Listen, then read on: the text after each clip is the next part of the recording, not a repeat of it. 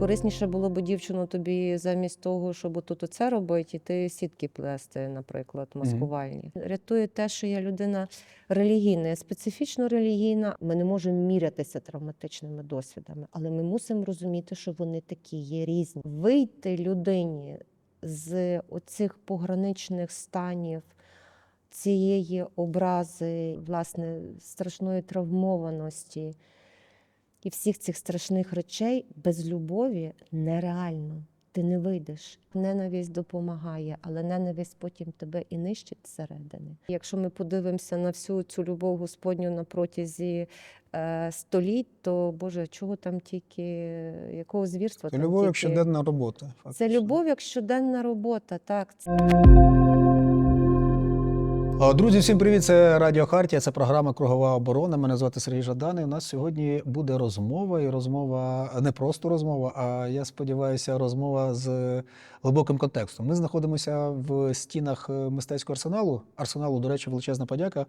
Наші друзі не вперше, сподіваюся, не востаннє нас сюди пускають. І тут нині відбувається фантастична, неймовірна виставка Олени Турянської, яка називається «Агапе». От, власне, ми спробуємо поговорити з Оленою. Олено, привіт. Привіт, дякую за запрошення. Спробуємо поговорити про Агапе, тобто про всеоб'ємну, абсолютно всеохоплюючу любов. Спробуємо поговорити, в принципі, про виставки і спробуємо поговорити про те, а хто, власне, сьогодні дивиться ці виставки, хто на них приходить. Ти згадала сьогодні от перед цією розмовою, я навіть не мав на увазі про це говорити, але ти сказала, це страшенно цікаво, що до тебе приходила група військових, так? Мені дуже шкода, що мене при цьому не було. Мені просто скинули фото, де я побачила групу військових в залі на фоні своїх робіт, і, чесно кажучи, мені було досить лячно навіть питатися дівчат-медіаторів. Тут дуже хороші дівчата-медіатори, вони знають, що, які сенси я вкладала в цей проєкт, і вони дуже добре вміють ці сенси транслювати. І я, власне, сьогодні мала можливість порозмовляти з дівчинкою-медіатором, і, власне, з великим хвилюванням її запитала, ну як? Тому що люди, ці люди, які були, вони в першу чергу, це, власне, ці люди, про яких я говорю в цьому проєкті. Напевно, це найбільш така важлива для мене аудиторія, перед якою я відчувала найбільшу відповідальність, коли я цей проєкт робила. І дуже мені було приємно, що мені вдалося ці сенси, які я закладала в цей проєкт, якимсь чином візуально донести навіть для людей, які, скажімо, не мають особливої підготовки в сприйнятті сучасного чи будь-якого візуального мистецтва. Я використовую там певні зображення, які взяті, наприклад, з підручника балістики, але вони трансформовані в зовсім інший спосіб, і, як я надіюся, в зовсім інші речі. І є певні роботи, які викликають, власне, певні асоціації і алюзії, пов'язані з, наприклад, нашими зраненими вирвами, полями, зняті з дрону. Так, там деякі роботи, дійсно, на них дивишся, як сказали військові, наскільки я розумію, що це схоже на зйомку з дрона. Так. Це справді так. Коли ти дивишся, все це тобі нагадує просто ці документальні кадри із інтернету. Але це, власне, дуже цікаво, тому що саме ця робота була зроблена в 2014 році. І ми тоді не мали ще цих фотографій з дрону, і я туди закладала деякі, тобто геть зовсім інші сенси, і це були більш такі абстраговані мої роздуми, напевно, про якусь безкінечність, про якісь не зовсім очевидні взаємозв'язки, які нас приводять від чогось до чогось, так? Але це теж цікаво, як міняється наше сприйняття після повномасштабного вторгнення, наше візуальне сприйняття певних моментів, як певні образи оцих, власне, зранених полів міцно засідають у нас в голові до такої степені, що ми вже бачимо фактично тільки це. Так? Я, власне, про це хотів сказати. Знаєш, так дивно змінюється, знаєш, візуальна метафорика, як така. Тобто метафористичність, в принципі, змінюється. Коли раніше ти бачив, наприклад, якусь чорну пляму, у тебе це асоціювалося з якимось одним набором стереотипів візуальних, зараз це зовсім інакше. І знаєш, що ще цікаво, ці історії з військовими, Мені здається, я не знаю, ти погодишся чи не погодишся, в принципі, змінюється відчуття співрозмовника зараз у нас усіх. Тому що фактично ми військовим делегуємо якісь такі речі, які ми від них очікуємо. Хоча їх не завжди слід очікувати. Тому що військові ж насправді це ж ті вчорашні цивільні. От вони вчора могли приходити на твою виставку, могли, як ти правильно говориш, не приходити. Не могли приходити, мати так. якийсь стосунок до сучасного мистецтва, могли не мати. Зараз вони приходять, але ми від них щось очікуємо. Ти знаєш, я не можу сказати, що я чогось спеціально очікую, і я не думаю, що ці люди би прийшли просто так, їх привезли, так? Але факт той, що їх сюди привезли, то, очевидно, хтось перед тим, і це там було багато людей з паличками, очевидно, це був З госпіталь госпіталю, так, або на що. реабілітації хлопців. так. І хтось, напевно, перед тим прийшов і подивився, чи можна цих людей, чи це не буде зайвим тригером непотрібним, так, для цих людей. Я думаю, що, власне, я можу говорити в даній історичній ситуації тільки про себе, про якісь свої певні досвіди. Мені важко узагальнювати, тому що цих досвідів зараз дуже різноманітних, така величезна кількість, і така величезна кількість, власне, травматизуючих різноманітних досвідів, що коли ти хочеш зараз спілкуватися не тільки з військовими, а також з масою цивільних, які пережили Бог знає що, ти, власне, 10 разів, я особисто, 10 разів подумаю, чи я, власне, буду торкатися, чи маю я право торкатися з моїм якимсь досвідом, не настільки, допустимо, травматичним, до цих досвідів, щоб зайвий раз не зробити комусь боляче, тобто в першу чергу. І оцей момент, власне, напевно, ти знаєш, це коли ти комусь починаєш, з кимсь починаєш дискутувати, ти сам для себе часом можеш якісь певні речі сформулювати. От, власне, зараз я можу для себе сформулювати, в чому був мій оцей страх показати цей проєкт військовим, щоб зайвий раз не травмувати. Слухай, але це ж загалом, мені видається, зараз буде, вже сьогодні є фактично новий якийсь виклик для мистецтва, для культури в цілому, коли воно має не просто себе презентувати, не просто бути самодостатнім, а так чи інакше зважати на можливе сприйняття. Тому що справді зараз настільки високий рівень цього болючості, травматичності, що не зважати на це, мені здається, просто безвідповідально. І я не знаю, ти зауважувала це чи не зауважувала?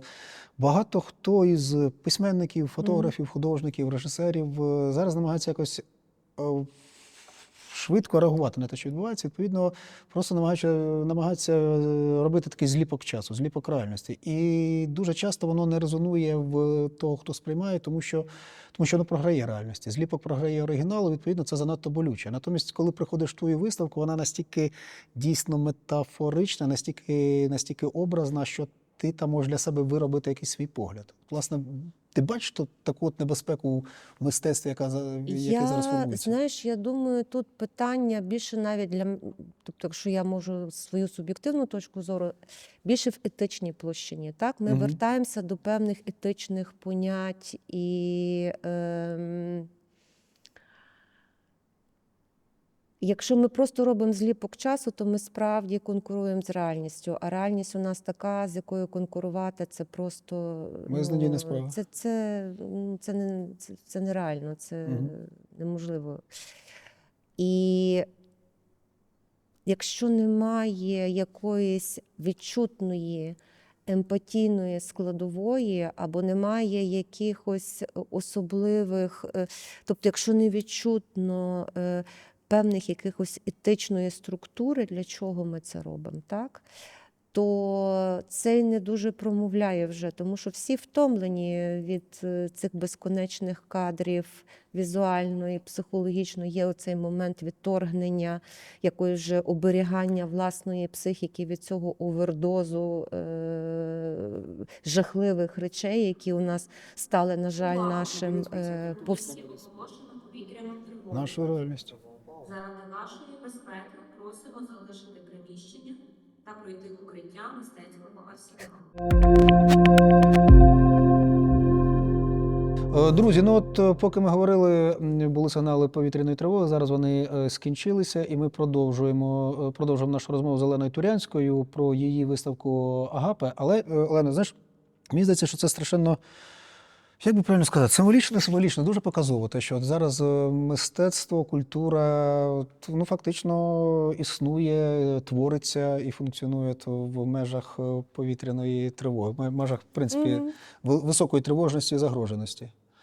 І ти перед цим говорила, в принципі, ми говорили про етичність. Етичність, так. Про етичність. А в тебе загалом, коли ти працювала над цією виставкою, це ж нові роботи, які вже робилися під час повномасштабного вторгнення.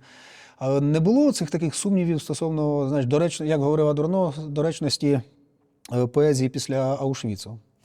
Були, звичайно. Тобто в мене постійно ще й були такі думки, а не корисніше було б, дівчино, тобі замість того, щоб тут оце робити, іти сітки плести, наприклад, маскувальні.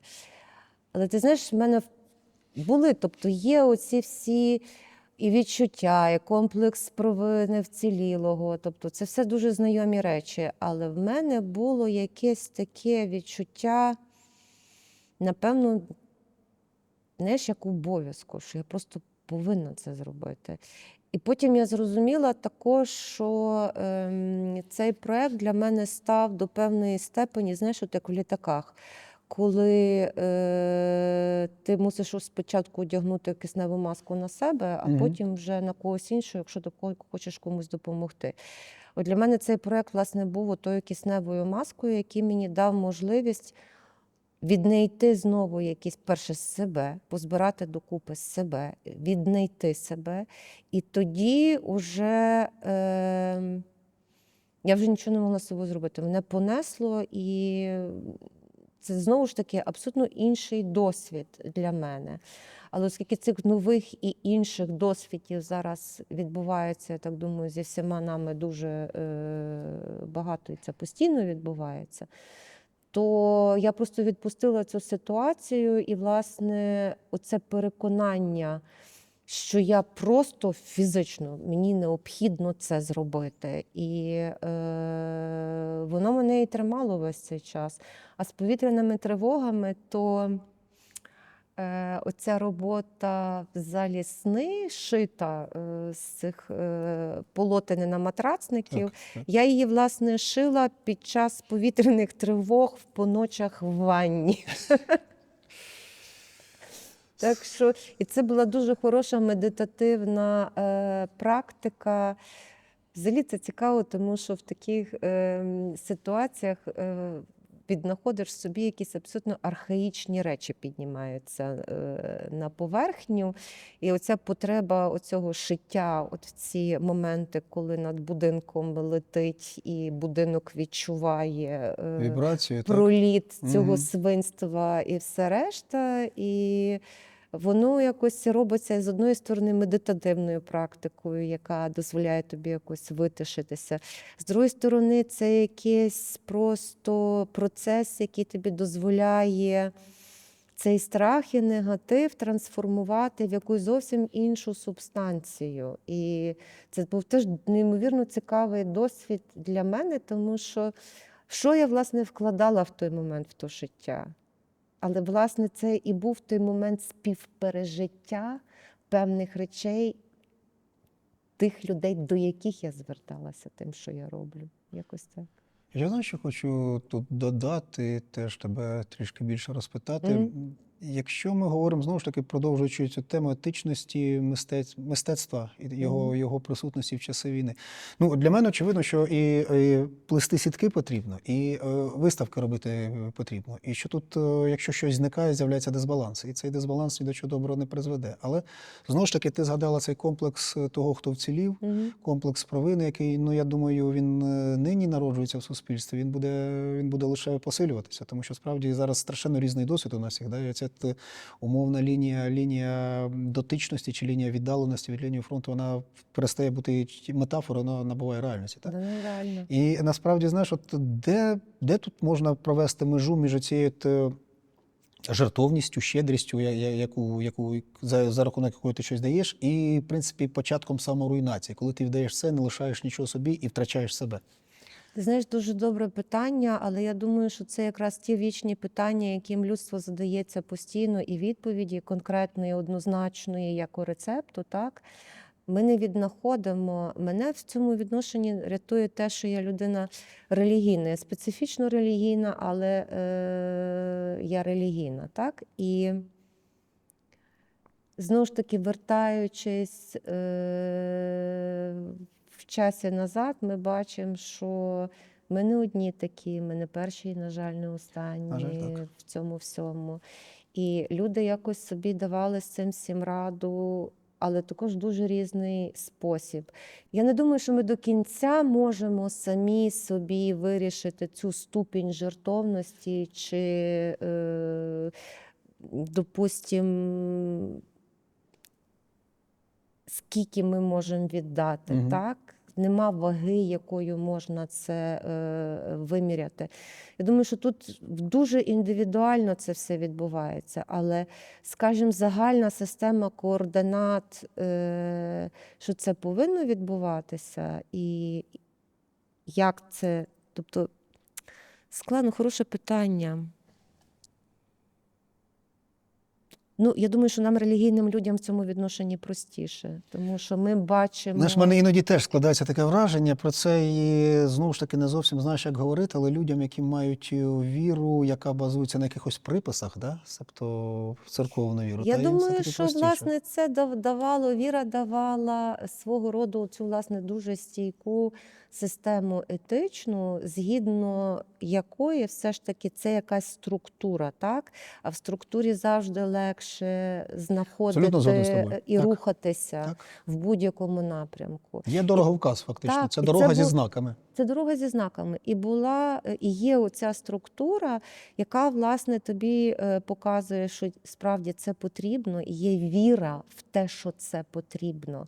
Віра, яка ні на якій структурі навіть не базована. Тобто там є все, там є і ця емоційна складова, прагматична складова. Так. Не роби іншому те, щоб Що ти не не хочеш хотів, щоб до себе, тобі так. зробили. Там є маса різноманітних факторів, вже зібраних докупи. Тобто людство по великому рахунку вже це все придумало, тільки ще би дотримувалось. Власне, ти знаєш, я з тобою цілком згоден, і мені здається, це страшенно важливо, що ти сказала. От ми не говоримо, в принципі, про я не збираюся говорити про віру як таку, тим більше про віру церковну, але мені здається, зараз настільки очевидним є її важливість її етичних якихось складових, та за якими ти сьогодні просто можеш рухатися, дійсно. Як за певними показниками, вулиця така, провулок Як такий, то площа дороговкази така. певні. Так. Але якщо ти дозволиш, давай ми тоді все-таки поговоримо більше про твою виставку. Про цю от абсолютну любов, про агапе і про те, що ти намагаєшся говорити за допомогою ніби непрямих речей, тому що там в тебе немає слова любов, в тебе там зовсім інші речі, але любов за всім цим стоїть і вона очевидна. В описі до цієї виставки є таке речення, за яке я зачепився: мова, якою ми говоримо про війну, вимушено є мовою нестачі. Це очевидно, тут і не заперечиш, і нема чого, власне, сказати проти цього. Натомість, хіба що можна, додати, що вона ж так само мова, якою ми говоримо про війну, сьогодні є мовою надміру. І це емоційна розбалансованість, і мовна розбалансованість, мені здається, вона сьогодні великою мірою визначає наші інтонації. Абсолютно, і тому я намагалася, власне, в якійсь, просто я працюю циклічно, і роками я працювала з максимально якимись абстрагованими поняттями, як от час, простір, пам'ять. І є просто певні теми, до яких я циклічно в своєму житті повертаюся, тобто тому що кожен раз, з кожним яким життєвим етапом і досвідом ти просто маєш вже зовсім іншу оптику і зовсім інший погляд на те саме поняття, яке тебе турбує. Тут чому про любов? Тому що, власне, з початку повномасштабного вторгнення мене якось постійно мучило питання. Я почала раптом бачити навколо себе, крім дуже багатьох реально страшних речей, просто неймовірно красивих проявів людського духу, просто неймовірних. І я думаю, що в менш екстремальних умовах ці прояви, можливо, вони теж є, але вони, очевидно, не настільки видимі на цьому шаленому контрасті цієї реальності, в якій ми опинилися. І я їх почала бачити все більше і більше, тому що коли ти думаєш якусь думку, то тобі починає всесвіт підкидати різноманітні речі. Я почала знаходити оці якісь потрібні цитати, вони мені почали спадати. Знаєш, як дослівно як гортаєш книжку оракула, і тобі І знаходиш те, про що тобі було знаходиш потрібно. те, що тобі було Мгм. потрібно. І я пробувала навіть сама для себе сформулювати, поки не візуально, навіть вербально, що це? Тобто, що тримає людей в абсолютно, здавалось би, неможливі моменти, в якісь абсолютно нереальних, неможливих ситуаціях і все решта. І потім я якось раптом знайшла, власне, оцю цитату, це послання до коринтян, що, грубо кажучи, все пройде, а лишиться тільки любов. І в мене просто було якесь як просто певне откровення. І я просто зрозуміла, що я оце своє розуміння маю повне моральне право кудись транслювати далі. Що, можливо, якщо воно мені було до такої степені помічним і корисним, що, може, воно просто банально стане комусь помічне і корисне так само.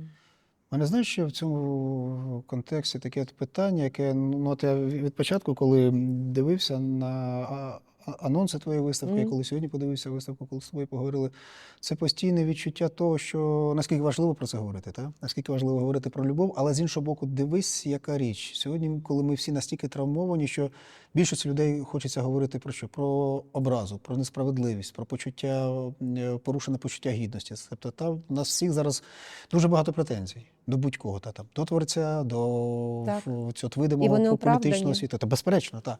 І в цьому випадку, якщо ти говориш про абсолютну любов, про всепереможну любов, та, про цю всеохопну любов, як ти думаєш, чи не може цей тон, ця інтонація, в принципі, ця оптика, подібна оптика, образити тих, хто, власне, ну, хто зневажений, хто щось втратив?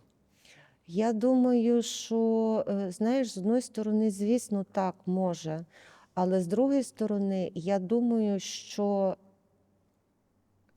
вийти людині з оцих пограничних станів цієї образи і, власне, страшної травмованості і всіх цих страшних речей без любові нереально. Ти не вийдеш. Ні виставляючи претензії, навіть утримуючи, грубо кажучи, репарації за ці претензії, Так. ти не позбудешся цього відчуття. Тобто це лікується, мені здається, тільки любов'ю. Так, це спочатку може, напевно, і не тільки спочатку, може тобто викликати відторгнення певне, але я думаю, що по великому рахунку нема просто іншого ліку на це все. Тобто це, як, знаєш, інстинкт самозбереження також до певної степені спрацьовує. Тобто, як ми можемо зберегти самих себе, як ми можемо віднайти самих себе. От питання. Я ще знаю, що знайшов твою цитату, теж мені видається, вона страшенно цікава в контексті цього, того, про що ми говоримо. Ти говориш, я думала про те, що нас усіх зараз тримає, про ті зусилля, що їх зараз від нас вимагає від нас проста мужність бути. І зрозуміло, що нас усіх тримає разом оця глобальна любов.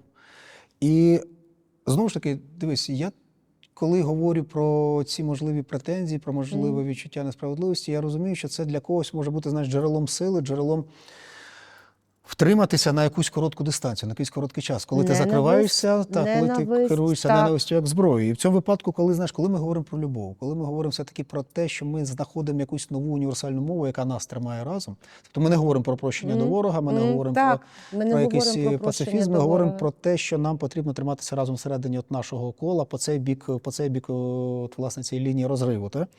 Але знову ж таки, якщо ми говоримо про любов, то чи не може вона в цьому випадку бути джерелом вразливості, тобто джерелом слабкості? Знаєш, як тобі сказати, це, я думаю, що якраз любов така, це є прояв дуже великої сили, а не слабкості. Тому що любити це і так любити, це вимагає дуже великих зусиль, це вимагає величезної роботи. І це, я не говорю про любов з хеппі-ендами або що. Я говорю про ту любов, знаєш, такому, як дуже добре Ілля Левченко сказав, знаєш, де і крові багато, і якщо ми подивимося на всю цю любов Господню на протязі століть, то, Боже, чого там тільки, якого звірства Це там любов як тільки... щоденна робота. Це Фактично. любов як щоденна робота, так, це дуже добре ти сказав, що це любов як щоденна робота. Кажу, що я думаю, що це на відворіт, з моєї точки зору, це на відворіт прояв великої сили, коли ти можеш вмістити в собі і ненависть цю абсолютно оправдану, і не виключено, що також багато питань, ми всі маємо багато питань до чому так, але і цю любов, тому що я думаю, що, власне, оце субстанція, чи як, не знаю, як це назвати, це є, власне, тим моментом, як на ненависті ти далеко, так, ненависть допомагає, але ненависть потім тебе і нищить зсередини. Натомість мусить бути щось на противагу в цьому світі, мусить бути якийсь баланс. І я просто пробую зараз, власне, в цьому страшенно дезбалансованому якомусь моменті, можливо, навіть чисто по-жіночому в якийсь спосіб попробувати хоч трохи той світ направити. Я розумію, про що ти говориш, і насправді, знаєш, от, коли говорю про цю вразливість, знову ж таки, ця вразливість, ну, яка не з якогось егоїзму, не з якогось егоцентризму, а якраз із цієї емпатії, коли тобі настільки важливими є люди, є спільнота, є якісь ідеї, що втрата цих людей, втрата цих цінностей, втрата чогось для тебе є просто може виявитись фатальною, непоправною. Але так само і це дає силу боротися за цих людей, битися за цих людей, і дає сміливість вмерти за цих людей, якщо потрібно. Тут я згоден. Знову ж таки, ти говориш, помирають люди, а не любов. Але якщо продовжити цю нашу попередню думку, ну зрозуміло, що з втратою кожної людини зникає ж, очевидно, і частка любові. Чи вона десь лишається? В твоєму розумінні, як ти це бачиш? Я думаю, що залишається. Тобто кожна людина – це, знаєш, такий простір. І все ж таки тих людей, яких не стає, ці простори в собі носять інші простори. Тобто хтось носить це в собі. Я думаю, що якраз любов і лишається. Що вона лишається. Що це є та річ, яка справді лишається. Я ще знаю, що хотів тебе запитати. От ми говоримо про ті зміни, які відбуваються, зокрема, зміни в сприйнятті багатьох речей, у відчуванні багатьох речей, зміни в мові. От, власне, ми з цього і почали. А ще у мене є таке відчуття дуже, дуже гостре, не знаю, чи ти щось подібне відчуваєш, чи це якісь мої фантазії, про те, що, знаєш, сильно змінилися відчуття особистого і загального.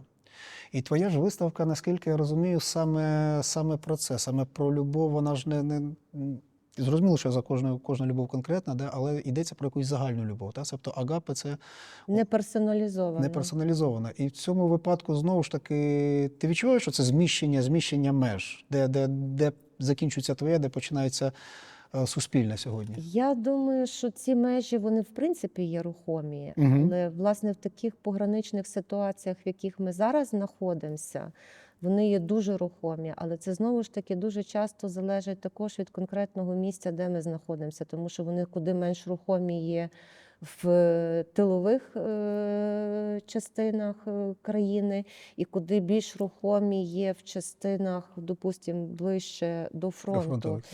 І я думаю, що, власне, в залежності від ситуації, це дуже рухома конструкція. Але також я от дивлюся, наприклад, як Вертаючись до любові, вертаючись до цих, от мені страшенно подобається оця історія, як люди, які воюють разом, як вони кажуть, побратим і посестра. Так? Тобто це вже навіть термінологія з'явилася, яка базована на любові. Так? Ну, скоріше, це відновилося, це ж наше Чи старе козацьке. ну, відновилося, так, дійсно відновилося. Але це також є свідчення, власне, про зміну оцього посестра і побратим. Тобто це близько, це зовсім близько. Це, знову ж таки, зміщена оця рамка повсякденності, так, оцієї спілкування людей. Вони робляться ближче значно один до одного.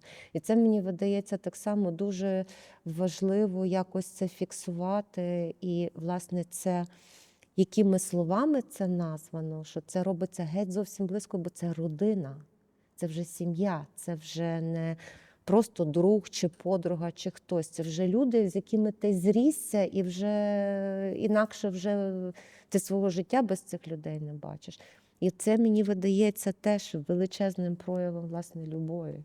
Слухай, ну от я з тобою згоден, да, що це зовсім інша якась, зовсім інші, ну модель слова таке, знаєш, трішки механічна, зовсім інші якісь досвіди, та, спілкування, Абсолютно, комунікації. Так, комунікації. Ну, це очевидно те, що на нас чекає після цієї війни, коли ми будемо перезбирати фактично суспільство за якимись новими критеріями і формами спілкування і комунікації. Тим більше, знаєш, мені цікаво, що що твій проєкт великою мірою саме про це. Ти не говориш про це прямими словами, але це, знаєш, загальна, всеохопна любов, яка може бути цементом для нового суспільства. А якось ти це зараз проговорила? Знаєш, я думаю так само, що нам це буде потрібно не тільки в нашому суспільстві. Ми ж також мусимо і зараз транслювати в якийсь спосіб наш досвід назовні, так, і ділитися цим досвідом для того, щоб люди взагалі розуміли, що з нами відбувається і тут, як це все відбувається.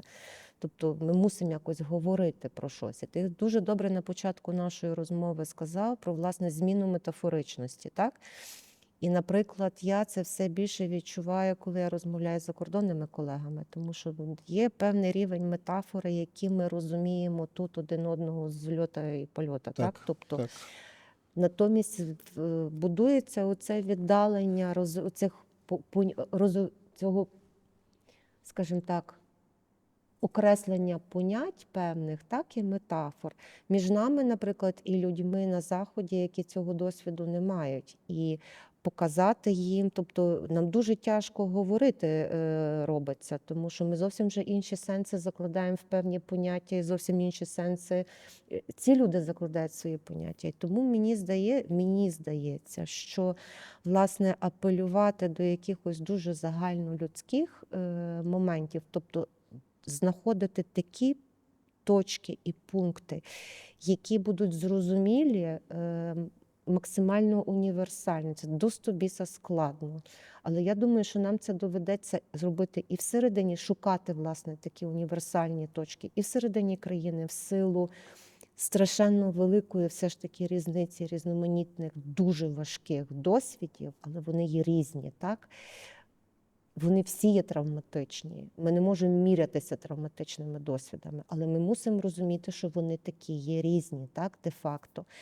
І коли ми говоримо і всередині країни, і назовні. І мені видається просто, що, напевно, це один зі шляхів можливих, так, з яких камінців ми будемо будувати це все. Що один з тих камінців є, власне, оці універсальні, загальнолюдські якісь певні поняття, на які ми можемо опиратися, до яких ми можемо апелювати. Слухай, це дуже цікаво, що ти, власне, вивела розмову на те, як ми себе можемо пояснити не собі, а назовні. Мені здається, справді це проблема. Та ми зараз себе собі не дуже можемо пояснити. Згоден абсолютно, та. Але ця проблема вже сьогодні є. І це, знову ж таки, це про оті образи і претензії, які ми тут згадували вище, коли ми не розуміємо, а чому ми такі непереконливі? Чому те, що ми говоримо, чому наша правда не така очевидна? І от, власне, з одного боку, да, зрозумілий інакшість досвіду, так? І зміна для нас дуже багатьох понять. Поняття ворог, поняття друг, поняття патріотизму. Так? Це те, що, скажімо, нас не розуміють уже за українсько-польським кордоном, коли ми говоримо, що ми патріоти України. Але з іншого боку, знаєш, ти сказала, як мені здається, дуже важливу річ. Ти згадала загальні універсальні якісь цінності, які завжди були, які є. І попри те, що світ збожеволів не вчора, світ такий, власне, нам дістався, і, мабуть, і ми його таким передамо дітям. Але ці цінності вони далі лишаються, так? Тобто ми їх прийняли від когось, ми їх лишаємо далі. Я Можливо, це думаю, наш якийсь варіант. Я думаю, що так. Тобто ми кожний додає щось до тих цінностей. Тобто це не є якась стала закостеніла конструкція, вона дуже жива. Тобто вона живе і розвивається, і ми можемо це зараз бачити на цих прикладах абсолютної якоїсь неймовірної солідарності, допомоги один одному, допомоги, не знаю, тваринам. Ну, проявів цього я навколо зараз бачу дуже багато. Угу. І підтверджень для себе, що такі так, тому що такі це те, що нас тримає. Знаєш, хотів тоді трішки відійти від, не відійти, а якщо відійти недалеко від твоєї виставки, від того, що ми говорили тут про любов. І все-таки спробувати більше це спроектувати загалом, на те, що відбувається. Загалом на цей, наприклад, арсенал, загалом от на нашу культуру. Ти знову ж таки в одному з інтерв'ю нещодавно сказала, через повномасштабне вторгнення я потребувала багато часу, аби переосмислити попередню практику. Угу. І знаєш, от сьогодні, спілкуючись з багатьма колегами по цеху, якщо так говорити, постійно стикаюся з цією думкою, що багато хто зараз намагається або не відчуває того себе попередньо, або намагається якось це переосмислити. Ти ніколи не думала про те, що подібного переосмислення, мабуть, повинні буде потребувати, в принципі, вся наша культура от останніх десятиліть? Однозначно, тому що ми опинилися в зовсім іншій системі координат. І ми звикли себе якби плюс-мінус звіряти з однією системою координат, але ми опинилися в другій системі координат. Але для мене, власне, є одна велика система координат цих цінностей і понять, в якій існують всі оці маленькі системи координат, наші персональні, так, які змінюються. Але це правда, тому що ми всі починаємо інакше. Ми набули інших, напевно, не завжди нам потрібних, часом і нафіг нам не потрібних, не дай Боже комусь таке, знань оцих, які дуже сильно поміняли нашу оптику. І в першу чергу нашу оптику також на самих себе, бо це те, що ти найкраще нібито знаєш, так? І ти просто перестаєш себе впізнавати в певні моменти, в певних ситуаціях і все. Я думаю, що це чекає нас всіх, але я думаю, що це так само такий досить типовий. Знаєш, якщо ми подивимося, звичайно, будь-який вихід з великої внутрішньої кризи супроводжується, власне, такою зміною погляду, в першу чергу, на самого себе. Всі творчі люди знають, всі проходять через ці кризи, так? Але я думаю, тут нас всіх просто взяло і крім всього ужасу навколишнього, ще й посадило в цю кризу в зв'язку з цим всім ужасом навколишнім. І я думаю, що всі творчі, чи не дуже творчі, чи взагалі не творчі люди, всі в нас переходять у цей етап, тому що ми опинилися зовсім в іншій реальності, зовсім з іншою системою координат, де ти мусиш себе віднайти, якщо ти хочеш якось екзистувати далі, більш-менш в притомному вигляді. Я поставлю таке, можливо, трішки ідіотське питання, можливо, ти якось мудро на нього відповісти. Якщо дивитися от на нашу культуру, на наше мистецтво от останніх 30 років, це часів незалежності, українській культурі потрібно за щось виправдовуватися? Ми робили те, що потрібно робити? Чи все-таки десь були якісь суттєві екзистенційні помилки і похибки від початку? Причому культура, я маю на увазі, просто відчую і, скажімо, тих, хто виставлявся в цих залах, і тих, хто виступав на урядових концертах, себто культура, як, в принципі, як велика площина дуже різних ідей. Слухай, я думаю, знову ж таки, що ми йдемо своїм еволюційним шляхом, так? Тобто він є такий, як він і є, тому що він історично склався і іншого у нас не було. Тобто це все є наслідок певних причинно-наслідкових зв'язків, які нас вивели туди, куди нас вивели, які вивели кожного творчого, скажімо так, узагальненого індивіда в той його пункт і в ту його систему координат, з точки зору якої він рухається. Я думаю, що все складається так, як воно складається. Тут не можна сказати, що ми зробили якусь помилку десь в якомусь місці. Ми є такі, як ми є. І ці помилки, по-перше, ми маємо право на них, я вважаю, повне. Ці помилки роблять нас далі тими, ким ми є. Тобто, я думаю, що потрібно, по-перше, ще досить багато часу і дистанції часової, історичної, дуже багато дистанцій для того, щоб тільки з дистанції видно справді, чи це була помилка, чи це на відворіт, можливо, цей зігзаг, як нам тоді призвів до здавалося, чогось не зовсім позитивного, в ту сторону, в результаті дав можливості, you never know, знаєш, тобто, тому я дуже спокійно до цього ставлюся. Я думаю, я ставлюсь до цього всього як до абсолютно нормального еволюційного процесу, який зумовлений тими причинами, які до нього привели, тими нами, якими є зараз, і сукупністю цих всіх факторів, і що ми хочемо з цим зробити далі. Я думаю, що нам зараз вже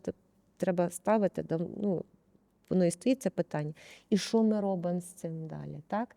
Маємо право на помилки, маємо право десь, ну, всі живі люди, але розвитку просто без цього, мені видається, нема. Тому я думаю, що і урядові концерти, які ми прекрасно розуміємо, що це все виростало з попередньої системи, а силу інерції ще ніхто не відміняв. І неможливо так це все швиденько. Ти город так швидко не пересадиш і викорінювати. Ми отримали дуже багато важких, непотрібних, ідіотичних речей в спадку. І маса людей свято вірячи, що вони роблять якісь добрі речі, займалися цією всією, вибачте, да. Ерундою. Єрундою, скажімо так, і ти їх також так швидко не розвернеш. Тобто є дуже багато факторів, але я думаю, що це неповоротка штука. Дуже неповоротка, з величезною силою інерції. Але якщо ми зараз подивимося за цих 30 років по великому рахунку, де не знати, країна 400, Ага. і де ми Угу. за цих 30 років, то я вважаю, що ми просто квантовий стрибок зробили. Навіть не зрозумівши цього самі до кінця. А оці всі урядові концерти, це все були складові того, чим ми були на той історичний момент. Розумію. Мені дуже сподобалося, що ти промовила це сформулювала це речення, та що нам з цим всім далі робити. Мені здається, це справді добре речення для людей, які хочуть щось хочуть робити, хочуть змінюватись, хочуть рухатись далі, то давай ми цим реченням, мабуть, і завершимо нашу розмову. Друзі, це Радіо Хартія, це програма «Кругова оборона». Ми говорили з Оленою Турянською про її виставку «Агапе», яка зараз експонується в мистецькому арсеналі. І тому всіх, хто є в Києві або хто приїжджає до Києва, щиро закликаю прийти подивитись. Неймовірна виставка, неймовірний твір величезний, класний, концептуальний, який дає надію, який, власне, повертає трішки до тями. Спасибі тобі величезне за цю розмову. Дякую. Дякую.